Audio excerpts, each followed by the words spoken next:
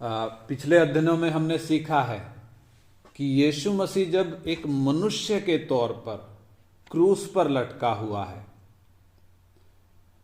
तो हम देख रहे थे कि कितना भयानक परिस्थिति है। जब उसको कोड़े मारे गए, कोड़े मारने के द्वारा शरीर पर खाल नहीं बची, मांस भी उखड़ गया, इतना भयानक कोड़े थे, रोमी कोड़े, और हड्डियां गिनी जा सकती थी, ऐसी हालत थी, हड्डियों के जोड़ भी उखड़ गए। एक निर्दोष को ऐसी भयानक सजा क्यों? क्योंकि स्वर्ग और पृथ्वी का दुश्मन बनकर टंगा है, यानी पाप बनकर यीशु क्रूस पर टंगा है, और परमेश्वर ने उसे ऐसी भयानक मौत मारा। तो परमेश्वर का जो क्रोध पाप के कारण मनुष्य जाति पर था, वो क्रूस पर लटके हुए यीशु मसीह पर पूरा हो गया। पिछले दिनों से हम ये बातें सीखते आ रहे हैं। परमेश्वर का न्याय पूरा हो गया। उसके साथ साथ हमने देखा कि मनुष्य के उद्धार के लिए पूरी कीमत चुका दी गई। दुनिया में कोई भी ये कीमत चुका नहीं सकता था। दुनिया का सारा धन दौलत से भी इंसान के प्राणों की छुड़ौती दी नहीं जा सकती थी। प्रभु यीशु ने क्रूस की मृत्यु के द्वारा वो दिया। और इसके अलावा क्रूस पर लटके हुए यीशु मसीह में व्यवस्था पूरी हो गई, वो विषय भी हमने सीखा था। और क्रूस पर शैतान के सिर को कुचला गया, यानी उसके अधिकार को तोड़ा गया। उसके बंधन में जब सारी मानव जाति पड़ी थी, एक व्यक्ति विश्वास के द्वारा उसके बंधन से छूटता है, वो विषय भी हमने सीखा। और इसके अलावा यीशु ने अपने खून की आखिरी बूंद तक दे दी, जिसके द्वारा हमारे पाप माफ हुए, हमारा छुटकारा हुआ। और पिछले क्लास में हमने सीखा था कि क्रूस के द्वारा परमेश्वर का प्रेम प्रकट हुआ है। और आज इसी क्रम में हम सीखेंगे कि क्रूस के द्वारा परमेश्वर का अनुग्रह प्रकट हुआ है, यानी फजल। हम अभी जो गीत गा रहे थे, फजल इंग्लिश में कहते हैं ग्रेस। और आइए हम इस विषय को ध्यान से सीखें। मैं प्रार्थना करता हूं कि परमेश्वर हमारी समझ को खोले, ताकि ये विषय हम एक एक को अच्छी तरह से समझ में आ जाए। क्योंकि अनुग्रह का मतलब तभी समझ में आएगा जब परमेश्वर का आत्मा हमें समझाएगा। मनुष्य के समझाने से नहीं, परमेश्वर का आत्मा जब हमें समझाएगा, जब हमारी समझ को खोलेगा, तभी हमारे समझ में आएगा। इसलिए प्रार्थना के साथ बैठें। मैंने बताया कि क्रूस से एक तरफ खून की धारा बह रही है, क्रूस के द्वारा परमेश्वर का अनुग्रह भी, परमेश्वर का प्रेम भी प्रकट हुआ। हमने पीछे सीखा। अभी परमेश्वर का अनुग्रह भी क्रूस के द्वारा बहा। तो ये अनुग्रह क्या है, इस बात को थोड़ा सा हम देखेंगे। अनुग्रह और दया दो चीजें हैं, दोनों अलग अलग हैं। लेकिन अनुग्रह क्या है, उसको आसान भाषा में समझने के लिए मैं एक छोटी कहानी आपको बताता हूं, उससे हमें अनुग्रह समझ में आएगा। एक बार एक राजा अपने घोड़े पर सवार होकर जंगल में जा रहा था। उसकी नजर एक व्यक्ति पर पड़ी जिसको भालू ने पकड़ा हुआ था, और उस भालू ने उसको अपने दांतों से और अपने पंजे के नाखूनों से फाड़ रखा था, बुरी तरह जख्मी किया हुआ था। तो वो जो राजा जा रहा था, वो उस व्यक्ति को जब उसने देखा तो उसको दया आ गई, और उसने अपनी तलवार से उस भालू को जान से मारा, और उस इंसान को जो उसके पंजे में था उसने आजाद कराया। और राजा ने उसको एक किसी अच्छे अस्पताल में ले जाकर दाखिल किया, और डॉक्टर को भी बोला कि इसका इलाज कर और अच्छी तरह के तरीके से देखभाल कर, जो भी खर्चा आएगा मैं खर्चा दे दूंगा। धीरे धीरे उसके जख्म ठीक होने लगे, और एक टाइम आया वो बिल्कुल ठीक हो गया, और राजा ने उसका अस्पताल का सारा पेमेंट भी कर दिया, जो भी बिल आया था। तो इस घटना में हम क्या देखते हैं? राजा की दया। ये दया है, दया करके राजा ने उस जख्मी व्यक्ति को रीछ के पंजे से छुड़ा लिया और उसकी जान बचा दी। यह दया है। और ऐसी हालत में जब एक व्यक्ति होता है, किसी को भी दया आ जाती है, कोई भी मदद कर सकता है देखकर, क्योंकि व्यक्ति दया का पात्र है और वो दया के लिए विनती कर सकता है। लेकिन अनुग्रह जो है वो इसके बिल्कुल विपरीत है। अनुग्रह के लिए एक व्यक्ति दया विनती करने के लायक नहीं है। दया के लिए विनती करता है, परंतु अनुग्रह के लिए कोई विनती नहीं है। तो अनुग्रह को समझते हैं। इसी कहानी का अगला हिस्सा हम देखते हैं। जब ये जख्मी व्यक्ति ठीक हो गया तो राजा उसके पास फिर दोबारा आया, अस्पताल का सारा बिल पेमेंट कर दिया और उस व्यक्ति को अपने साथ महल में ले गया। उसके कपड़े बदलकर उसने उसको राजसी कपड़े पहनाए, जैसे एक राजकुमार पहनता है। राजा जो खाना खाता है, राज परिवार जो खाना खाता है, राजा ने उस व्यक्ति को भी अपने साथ अपनी मेज पर वो भोजन उसको खिलाया। इतना ही नहीं, राजा ने हमेशा के लिए उसको अपने महल में रख लिया, उसको अपना पुत्र बना लिया और उसको अगला राजा बनने के लिए उसकी ट्रेनिंग शुरू कर दी। ये जो राजा ने किया, ये है अनुग्रह। और ये व्यक्ति जो जख्मी था, अब जो ठीक हो गया, ये राजा के इस अनुग्रह का हकदार नहीं था। इसके लिए वो विनती भी नहीं कर सकता था।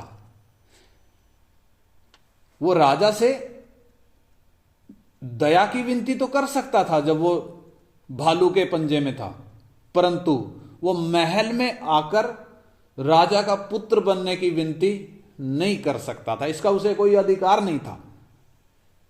ऐसे ही, ये तो एक कहानी है, ऐसे ही हम जब पाप की दलदल में फंसे थे, शैतान ने हमें अपने फंदे में फंसाया हुआ था, हम बुरी तरह से पाप की गुलामी में थे और ऐसी हालत में हम खुद इस पाप की दलदल से निकलने की दशा में नहीं थे, उतना ताकत हम में नहीं थी। और इस दुनिया में कोई भी ऐसा नहीं था जो हमें पाप की दलदल से छुटकारा दे सके। बहुत लोग हैं जो बोलते हैं कि पाप मत करो, झूठ मत बोलो, किसी का दिल मत दुखाओ, सत्संगों में बताया जाता है, लेकिन किसी के पास भी वो गोली नहीं है जो झूठ बोलना छुड़ा सके, जो पाप करना छुड़ा सके, जो पाप की बीमारी का इलाज कर सके। किसी के पास भी वो गोली नहीं है, वो इंजेक्शन नहीं है, सिर्फ बातें ही बातें हैं। इसलिए एक व्यक्ति का जीवन कभी बदलता नहीं है। तो प्रभु परमेश्वर ने क्या किया? परमेश्वर ने अपनी दया के द्वारा, किसके द्वारा? अपनी दया के द्वारा हमें पाप के दलदल से बाहर निकाला।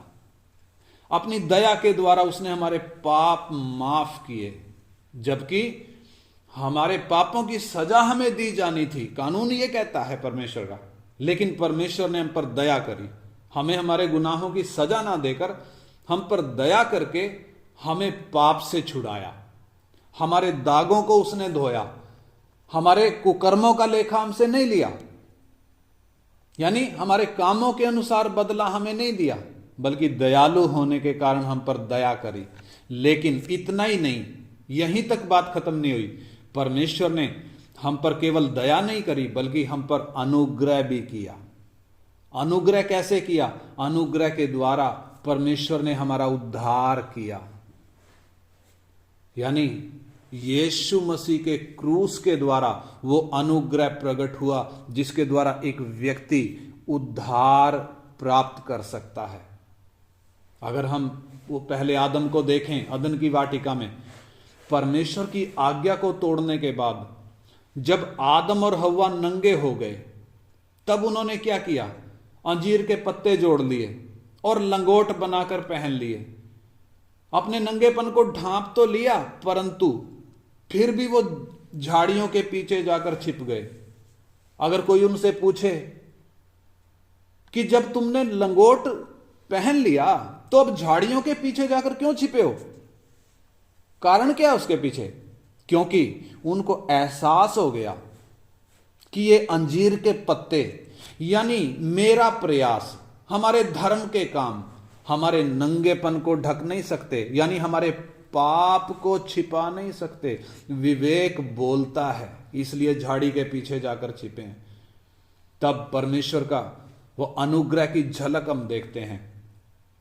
हम देखते हैं कि परमेश्वर ने उन्हें चमड़े के अंगरखे पहनाए, जिसके लिए एक जानवर, एक निर्दोष जानवर को मारा गया है, एक निर्दोष जानवर को अपनी जान देनी पड़ी है। और वो निर्दोष जानवर यीशु मसीह की छाया है। चमड़े के अंगरखे हों, चाहे पुराने नियम के हम बलिदानों को देखें, व्यवस्था में जो एक के बाद एक बलिदान चढ़ाए जाते थे, चाहे हम व्यवस्था में दिए गए त्योहारों को देखें, जैसे फसह का त्योहार है, ये सब यीशु मसीह की छाया थे और उस अनुग्रह की ओर इशारा कर रहे थे जो असल में क्रूस पर यीशु मसीह के उस सिद्ध बलिदान के द्वारा प्रकट हुआ। उसके लिए देखो परमेश्वर का वचन हम पढ़ते हैं, यूहन्ना रचित सुसमाचार 1 अध्याय उसका 14 से 17 वचन हम पढ़ेंगे। यूहन्ना 1 अध्याय का 14 से 17। और वचन देहधारी हुआ और अनुग्रह और सच्चाई से परिपूर्ण होकर हमारे बीच में डेरा किया, और हमने उसकी ऐसी महिमा देखी जैसी पिता के एकलौते की महिमा। यूहन्ना ने उसके विषय में गवाही दी और पुकार कर कहा, यह वही है जिसका मैंने वर्णन किया कि जो मेरे बाद आ रहा है, वह मुझसे बढ़कर है क्योंकि वह मुझसे पहले था। 16-17। क्योंकि उसकी परिपूर्णता से हम सब ने प्राप्त किया, अर्थात अनुग्रह पर अनुग्रह। इसलिए कि व्यवस्था तो मूसा के द्वारा दी गई, परंतु अनुग्रह और सच्चाई यीशु मसीह के द्वारा पहुंची। हाँ, यहां हमने पढ़ा अनुग्रह और सच्चाई यीशु मसीह के द्वारा पहुंची। कैसे? जब उसने क्रूस पर भयानक वेदना सही और उस क्रूस की श्रापित मौत को जब उसने अपने बदन में सहा, तब परमेश्वर का वो अनुग्रह प्रकट हुआ। एक वचन और दूसरा कुरिन्थी 8:9, दूसरा कुरिन्थी 8 अध्याय का 9 वचन। तुम हमारे प्रभु यीशु मसीह का अनुग्रह जानते हो कि वह धनी होकर भी तुम्हारे लिए कंगाल बन गया, ताकि उसके कंगाल हो जाने से तुम धनी हो जाओ। हाँ, हमने पढ़ा तुम हमारे प्रभु यीशु मसीह का अनुग्रह जानते हो कि वो धनी होकर भी तुम्हारे लिए कंगाल बन गया, ताकि उसके कंगाल हो जाने से तुम धनी हो जाओ। यीशु मसीह कंगाल कैसे बन गया? अगर यीशु मसीह को हम देखें, कौन है वास्तव में? जमीन और आसमान का मालिक है। लेकिन हम पर परमेश्वर का अनुग्रह होना है तो हम कंगालों को अगर धनी बनना है तो वो जमीन और आसमान का मालिक इंसान का शरीर लेकर इस धरती में आया, हमारे लिए कंगाल बना। कंगाल कैसे? उसको सिर धरने की भी जगह नहीं थी। वो कहता है लोमड़ियों के तो बट होते हैं, पक्षियों के बसेरे होते हैं, लेकिन मनुष्य के पुत्र को सिर धरने की भी जगह नहीं है। अगर हम यीशु का जन्म देखें, कैसे हुआ इस मनुष्य जाति में, चाहे कोई कितना भी गरीब हो, जब पत्नी बच्चा जन्म देने का वो टाइम आता है, तो हर एक व्यक्ति चाहे कितना भी गरीब हो, चाहे उसके पास कोई भी इंतजाम नहीं हो, उसको एक पर्दा तो मिलता है, पर्दे में जन्म होता है बच्चे का। लेकिन यीशु मसीह का जन्म देखें तो कौन है?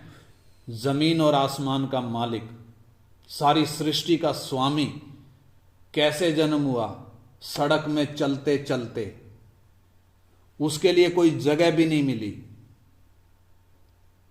मनुष्यों ने इतने अच्छे अच्छे घर बनाए हुए हैं, और यीशु वो मरियम और यूसुफ वो कहां आए हुए हैं? अपने पुस्तैनी गांव में आए हुए हैं, अपने नेटिव प्लेस में। लेकिन वहां भी उनके लिए कोई जगह नहीं। और जब गली में चलते चलते यीशु का जन्म हुआ, उसको रखने की जब कहीं जगह नहीं मिली, जब कोई पर्दा भी नहीं मिला, मालूम है जानवरों के तबेले में उनको शरण लेनी पड़ी, जानवरों के तबेले में। यानी स्वर्ग का मालिक, धरती का स्वामी, जो सब मनुष्यों का परमेश्वर है, इस धरती पर आते समय में कैसा कंगाल बना। और यही कारण है कि जिन यहूदियों के बीच में वो आया, वो यहूदी भी उसको पहचान नहीं सके, जबकि उसके विषय में परमेश्वर के वचन में कितनी भविष्यवाणियां लिखी गई थी, फिर भी यहूदी उसे पहचान नहीं पाए। क्यों नहीं पहचान पाए? क्योंकि ये यहूदियों के अपेक्षा के हिसाब से मसीहा नहीं है। वो क्या सोचते थे?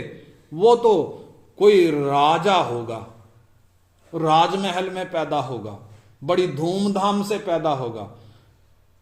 वो कभी सपने में भी सोच नहीं सकते कि एक जानवरों के तबेले में जो पड़ा है, चरनी में एक कपड़े में लिपटा हुआ जो बालक पड़ा है, वो कभी मसीहा हो सकता है। यानी हम सोच सकते हैं कैसे यीशु धनी होकर कंगाल बना।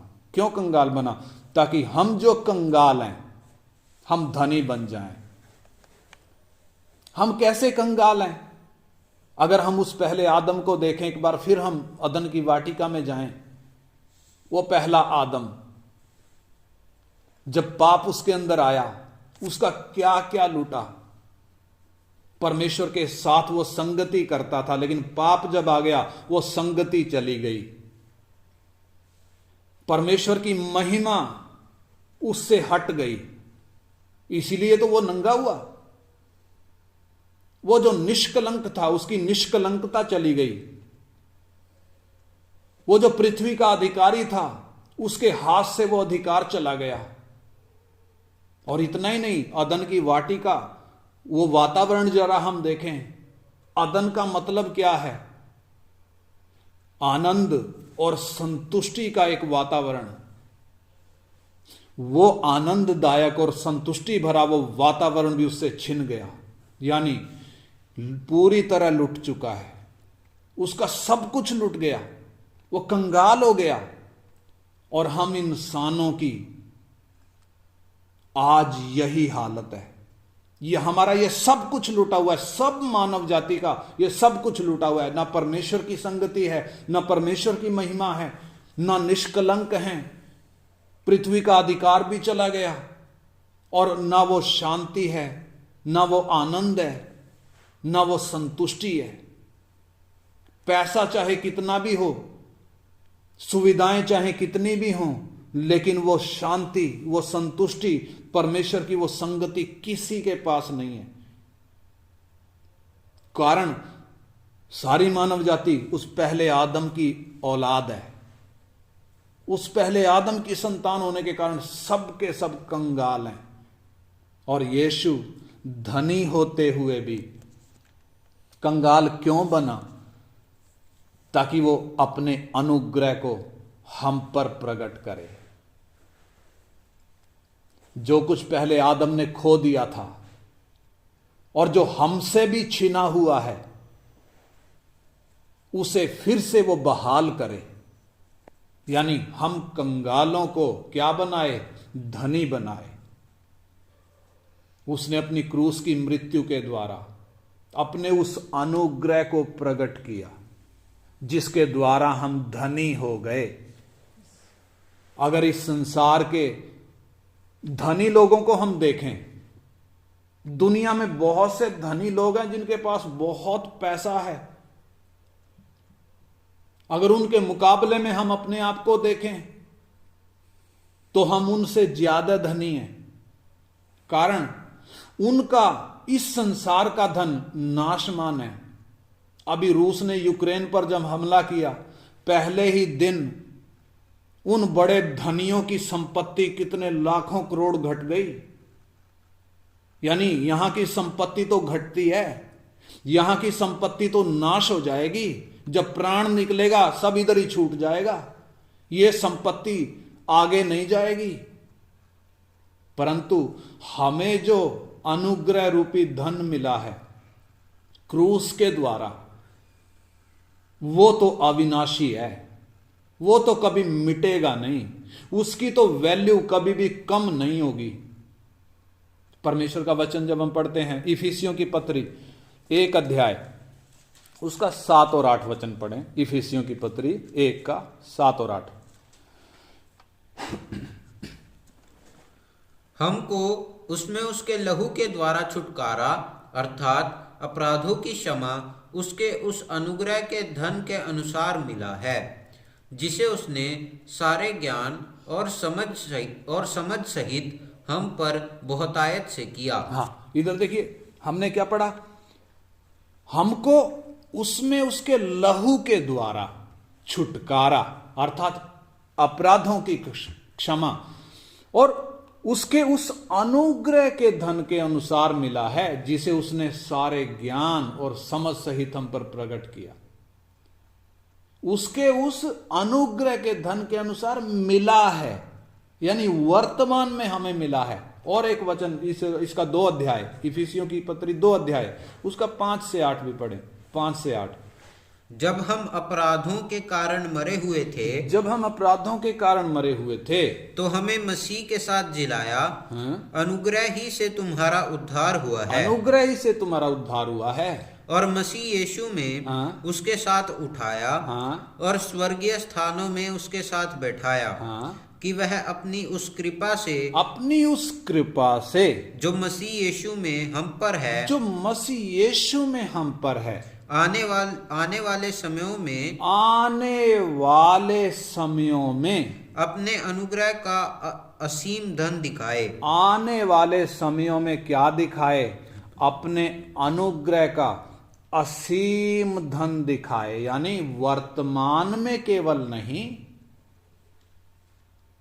आने वाले समयों में भी परमेश्वर अपने अनुग्रह का असीम धन हमें देने जा रहा है। ये असीम का मतलब क्या है? अनलिमिटेड, जिसकी कोई सीमा नहीं है। हमें केवल अभी मिला ही नहीं है, वर्तमान में भी हमें मिला है और आने वाले समयों में मालूम है जो हमें मिलने जा रहा है।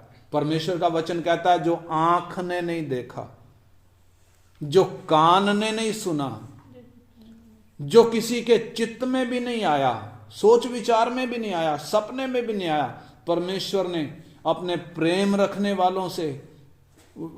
वालों के लिए वो तैयार किया हुआ है। वो अनुग्रह का वो असीम धन आने वाले समय में जो मिलने जा रहा है और अभी जो हमें मिला है। यानी इस संसार का कौन सा ऐसा धनी है, चाहे आप किसी का भी नाम ले लो, इस संसार का कौन सा व्यक्ति ऐसा धनी है जो हमें मिले हुए धन का मुकाबला कर सके? दुनिया का सबसे धनी व्यक्ति भी हमें मिले हुए धन के सामने कंगाल है। तो आइए थोड़ा सा हम एक नजर करें कि प्रभु यीशु मसीह के उस क्रूस के द्वारा हमें जो अनुग्रह मिला है, जिसके हम योग्य नहीं थे, जिसके लिए हम प्रार्थना भी करने का हमें कोई हक नहीं था, वो अनुग्रह वास्तव में क्या है और कैसे वो हमारे जीवन में कैसे उसने काम किया है। सबसे पहली बात, ये अनुग्रह अचानक नहीं आया, परमेश्वर के प्लान में, मास्टर प्लान में पहले से था। परमेश्वर के मास्टर प्लान में, यानी परमेश्वर ने जगत की उत्पत्ति के पहले से यीशु मसीह में हम पर अनुग्रह कर दिया। जब हम बने भी नहीं थे, जब जगत बनाया भी नहीं गया था, परमेश्वर ने भविष्य ज्ञान में हमें देख लिया और हम पर यीशु मसीह में अनुग्रह कर दिया। इसीलिए प्रकाशित वाक्य 13:8 में लिखा है, परमेश्वर का मेमना जो जगत की उत्पत्ति के समय से घात हुआ है। यानी ये अनुग्रह जगत की उत्पत्ति के पहले परमेश्वर के मास्टर प्लान का हिस्सा है। और दूसरी बात हम देखते हैं, यह अनुग्रह सारे जगत के लिए है, सारे जगत के लिए है। तीतुस 2:11 में लिखा है, क्योंकि परमेश्वर का अनुग्रह तो प्रकट है जो सब मनुष्यों के उद्धार का कारण है, सब मनुष्यों के, सब जगत के। यानी इसको हम कैसे समझें? परमेश्वर अनुग्रह रूपी गिफ्ट, अनुग्रह रूपी गिफ्ट पैक सारी मानव जाति के लिए खड़ा है, हर एक मनुष्य के लिए खड़ा है, सबको देना चाहता है, लेकिन मिलता उसी को है जो इस गिफ्ट पैक को स्वीकार करता है, और जो इसको ठुकराता है उसका कभी भी उद्धार नहीं होता, उसको यह अनुग्रह का धन कभी नहीं मिलता। हां, एक दिन उसको परमेश्वर की अदालत में खड़ा होना होगा और अपने इस अविश्वास का उसको लेखा देना पड़ेगा। अंजाम क्या है? अनंत काल की मृत्यु। तीसरी बात, ये अनुग्रह रूपी धन परमेश्वर की आवाज, यानी सुसमाचार, यीशु मसीह का सुसमाचार, जो परमेश्वर की आवाज है, एक व्यक्ति के कान में कब पहुंचती है? परमेश्वर के अनुग्रह के द्वारा। और ये अनुग्रह ये घमंडियों के लिए नहीं है। कौन से घमंडियों के लिए? जिनको अपनी सुंदरता पर घमंड है, जिनको अपने ज्ञान पर, अपनी शिक्षा पर घमंड है, जिनको अपनी भक्ति पर घमंड है, अपने कामों पर जिनको घमंड है, या अपने ऊंचे पद या अपनी ऊंची जाति पर जिनको घमंड है, जिनको अपनी ताकत पर, अपने धन दौलत पर घमंड है, कभी भी परमेश्वर उन पर अपना अनुग्रह प्रकट नहीं करेगा, कभी भी नहीं, जब तक वो नम्र ना हो, जब तक वो घमंड को छोड़ ना दें। परंतु परमेश्वर का वचन हमें साफ साफ कहता है, परमेश्वर का अनुग्रह दीनों पर होता है, दीनों पर, जो दीन हैं, जो नम्र हैं, जो घमंड को दूर फेंककर अपने पापों से मन फिराते हैं। और हमें जो बुलाहट मिली है, परमेश्वर का वचन कहता है कि हम अनुग्रह के द्वारा बुलाए गए हैं। यानी परमेश्वर एक व्यक्ति को उसके कामों के हिसाब से नहीं बुलाता, उसके कामों को, उसकी भक्ति को देखकर नहीं बुलाता, बल्कि अपने अनुग्रह के द्वारा एक व्यक्ति को अनंत काल की योजना के लिए बुलाता है। कैसे? अनुग्रह के द्वारा बुलाता केवल नहीं, अनुग्रह के द्वारा चुनाव भी करता है, चुनता है। बुलाहट अलग है, चुनाव अलग है। परमेश्वर एक व्यक्ति का चुनाव इंसान की भक्ति को देखकर नहीं करता, बल्कि अपने अनुग्रह के द्वारा चुनता है। इतना ही नहीं, जब एक व्यक्ति सुसमाचार सुनता है, मन में उत्पन्न होने वाला विश्वास वो कैसे है? परमेश्वर का वचन कहता है कि वो विश्वास भी अनुग्रह के द्वारा उत्पन्न होता है, अनुग्रह के द्वारा। और इसके अलावा हम जो परमेश्वर के बैरी थे, हम जो परमेश्वर से दूर थे, बचपन से ही हम जो परमेश्वर के खिलाफ बलवा करते आ रहे थे, परमेश्वर ने अपने अनुग्रह के द्वारा यीशु मसीह में हमें स्वीकार कर लिया। परमेश्वर का वचन स्पष्ट कहता है, मैं सारे वचनों में जा नहीं रहा। और परमेश्वर के अनुग्रह के द्वारा हमें उद्धार मिला। अभी हमने इफिसी 2 अध्याय में पढ़ा, क्योंकि अनुग्रह ही से तुम्हारा उद्धार हुआ है। यानी यह परमेश्वर का उपहार है, परमेश्वर का उपहार है। इफिसी 2:8 में लिखा है, क्योंकि विश्वास के द्वारा अनुग्रह से तुम्हारा उद्धार हुआ है, और ये तुम्हारी ओर से नहीं वरन परमेश्वर का दान है, गिफ्ट है। और इसके अलावा, उद्धार के अलावा, हम धर्मी ठहराए गए। कैसे धर्मी ठहराए गए हैं? अनुग्रह के द्वारा। जब हमने सुसमाचार पर विश्वास किया, जब हमने मसीह को अपना प्रभु और उद्धारकर्ता स्वीकार किया, तो हम परमेश्वर के अनुग्रह के कारण सेंत में, यानी मुफ्त में धर्मी ठहराए गए। यानी बदले में परमेश्वर ने हमसे कोई कीमत नहीं मांगी, और कीमत अगर मांगता भी तो देने के लिए हमारे पास है ही क्या? दुनिया की कोई दौलत उसे खरीद नहीं सकती। ये वो उद्धार है, ये वो अनुग्रह है। तो हम धर्मी कैसे? अनुग्रह के द्वारा। अनुग्रह के द्वारा परमेश्वर का वचन हमें मिला। सारे जगत में जो सुसमाचार का प्रचार किया जा रहा है, हमारे हाथ में जो लिखकर परमेश्वर ने दिया है, ये परमेश्वर का अनुग्रह है। यह बाइबल, ये परमेश्वर का अनुग्रह हमारी भाषा में लिखकर जो हमें दिया गया है, जिसके द्वारा हमारी आत्मिक तरक्की संभव है। और इसके अलावा अनुग्रह के द्वारा हमें अनंत जीवन मिला है। अनंत जीवन। हम अभी गा रहे थे, फानियों को गैर फानी बख्श दी है मिरास। यानी हम नाशमानों को परमेश्वर ने अपने अनुग्रह के द्वारा अविनाशी अनंत काल का जीवन हमें बख्श दिया है। अविनाशी मिरास बख्श दी है। हालेलुया! कितना धन्य सौभाग्य हमें मिला है। तो और भी इस अनुग्रह को देखें तो हम परमेश्वर के घराने में आ गए। हम परमेश्वर की संतान बन गए। कभी परमेश्वर रहित थे, परमेश्वर के बैरी थे, लेकिन परमेश्वर के अनुग्रह के कारण हमारा जन्म परमेश्वर के घराने में हुआ।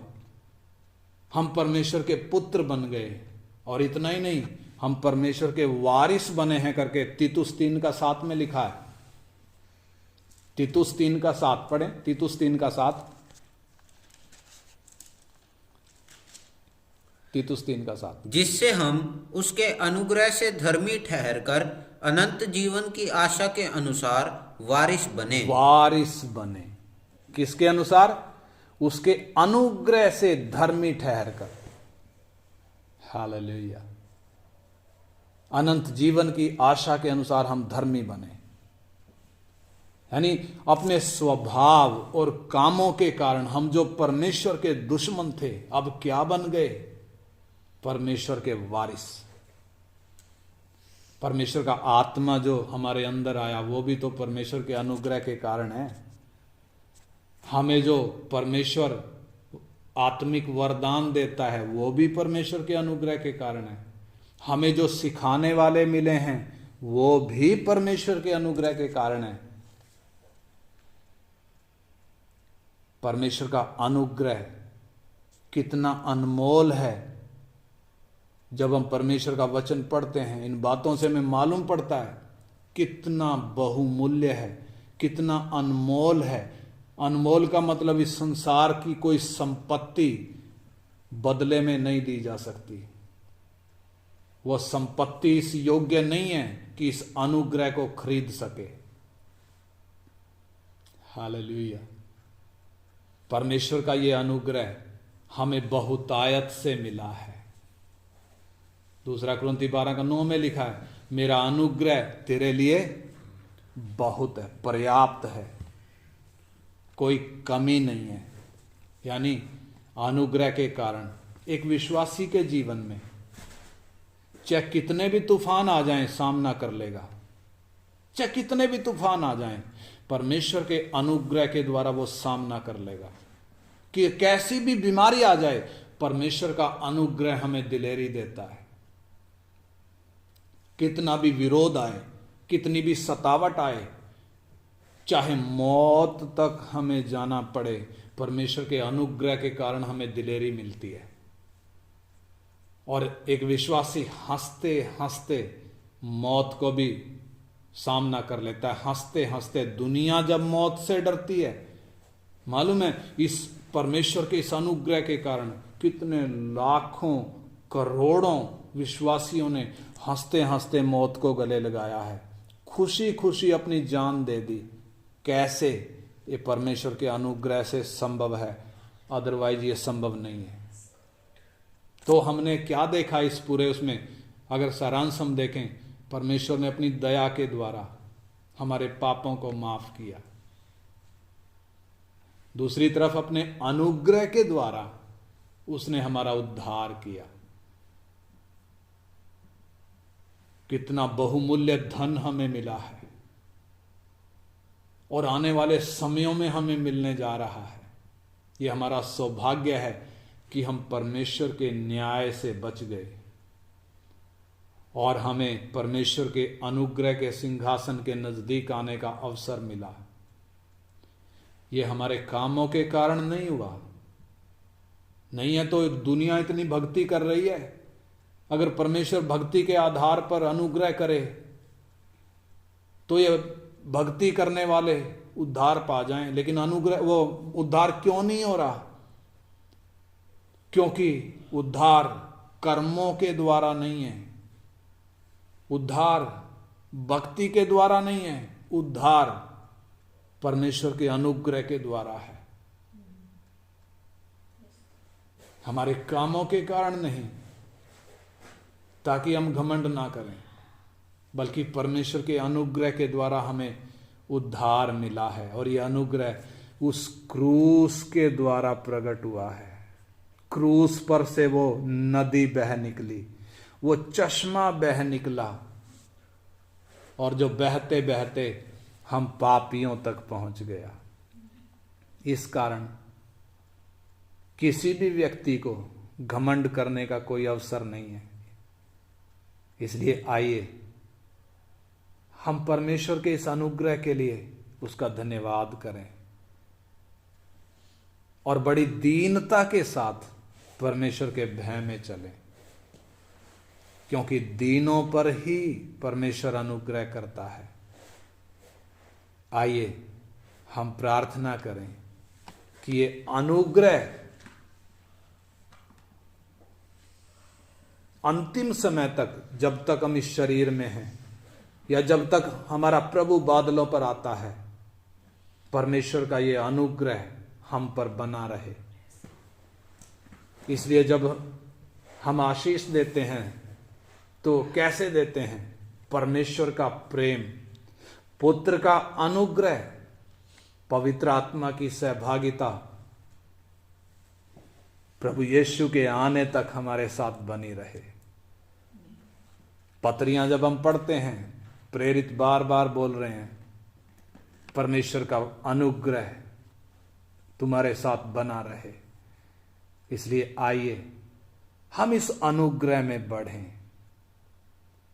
परमेश्वर का अनुग्रह ही है कि हम एक एक दिन उसके अनुग्रह में बढ़ सकते हैं।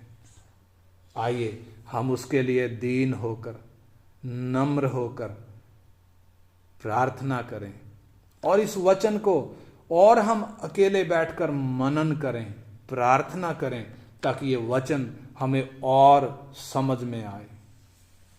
आइए प्रार्थना करें। स्वर्गीय पिता, आपके अनुग्रह की बहुतायत के लिए हम धन्यवाद करते हैं। ये अनुग्रह रूपी धन जो आपने हमें दिया है प्रभु, हमने देखा इस संसार के धनी व्यक्ति भी हमारे इस धन के सामने जो आपने अपने अनुग्रह से हमें दिया है, वो हमारे सामने कंगाल हैं।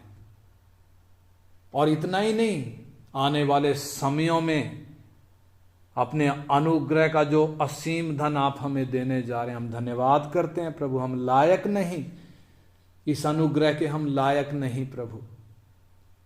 आपने अपने अनुग्रह से हमें उद्धार दिया, इसलिए बड़ी दीनता और नम्रता के साथ इस अनुग्रह में बढ़ने के लिए, मसीह की पहचान में बढ़ने के लिए, मसीह के डील डॉल में बढ़ने के लिए हम एक एक की आप सहायता करें पिता। ये वचन हम एक एक के लिए आशीष का कारण बने। यीशु मसीह के नाम में मांगते हैं। आमीन। आमीन।